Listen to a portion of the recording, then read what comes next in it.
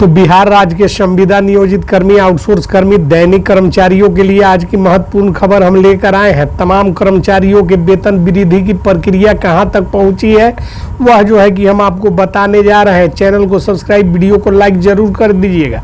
दोस्तों, आप सभी जान लीजिए कि बिहार के मुख्यमंत्री नीतीश कुमार जी ने स्पष्ट रूप से एक बार नहीं दर्जनों बार सभा स्थलों एवं मीडिया को संबोधित करते हुए सारी बातें स्पष्ट कर दी है। उनका जो है कि एक ही एजेंडा है।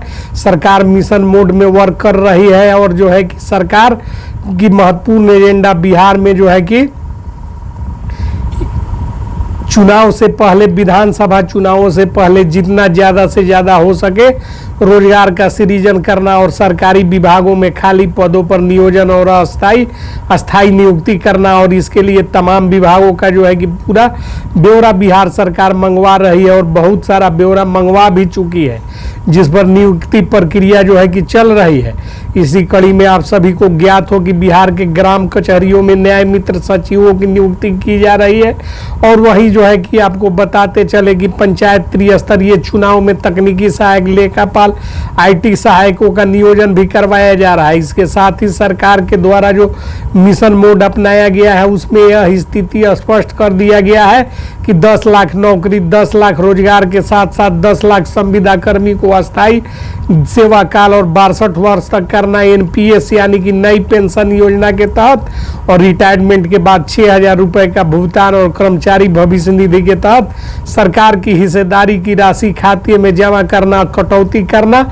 और इस सबसे पहले संविदा कर्मी के मानदेय को इस लायक बनाना कि उसमें कर्मचारी भविष्य निधि की राशि कटौती की जा सके। और इसके लिए जरूरी हो जाता है कि संविदा कर्मियों का वेतन वृद्धि किया जाए। चूंकि जो है कि आप सभी जानते हैं कि संविदा कर्मी बिहार में ऐसे हैं जिनमें जो है कि कुछ को 3,000 तो कुछ को 7,000, कुछ को 6,000 इस तरह का जो है कि मानदेय का भुगतान सरकार कर रही थी। और इतना मानदेय में EPF, ESI कर्मचारी भविष्य निधि की राशि को मुहैया कराना और कटौती किया जाना संभव नहीं था। इसी को लेकर जो है कि हमारे सूत्रों ने जो है कि राज्य के कैबिनेट सचिव से वार्ता किया है। और कैबिनेट सचिव श्री S सिद्धार्थ के द्वारा जो बताया गया है कि आने वाले कुछ दिनों, कुछ महीना के अंदर सरकार जो है कि मिशन मोड में शामिल कर तमाम संविदा नियोजित कर्मियों को बारी बारी एक संविदा कर्मी के समक्ष कर्मी के अनुपात में जो है कि वर्तमान बाजार दर को देखते हुए मानदेय का निर्धारण करेगी। और वह मानदेय इतना होगा कि उसमें कर्मचारी भविष्य निधि की राशि कटौती की जा सके। और साथ ही साथ जो है कि प्रदेश में लागू न्यूनतम मजदूरी की दरों से कम भी नहीं होना चाहिए।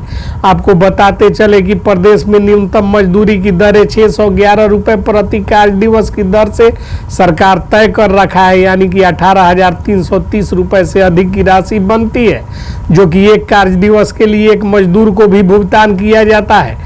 ऐसे में स्थिति स्पष्ट है कि 18,330 से कम किसी मजदूर किसी का पारिश्रमिक मानदेय तय करती है तो यह जो है कि सरकार के कानून का सरकार ही उल्लंघन कर बैठेगी। और चूंकि संविदा कर्मियों का जो है कि एक बार आंदोलन करने का मौका सरकार नहीं देना चाहती, सरकार नहीं चाहती कि फिर कोई बखेड़ा खड़ा हो जाए।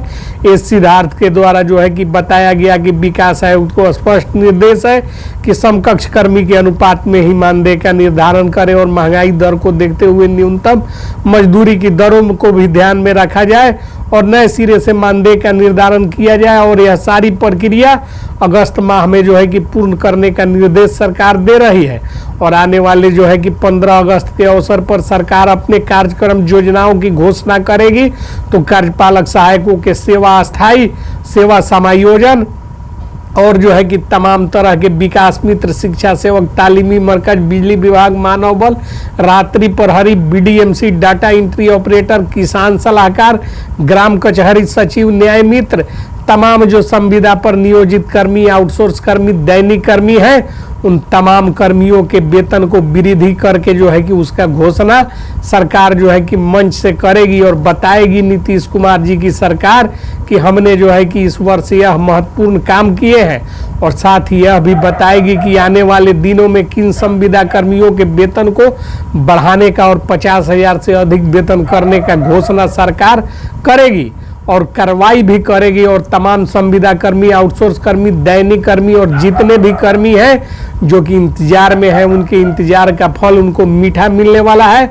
बड़ी खुशखबरी जो है कि सरकार के तरफ से जो है कि उनको मिलने वाली है। तो जय हिंद, जय भारत।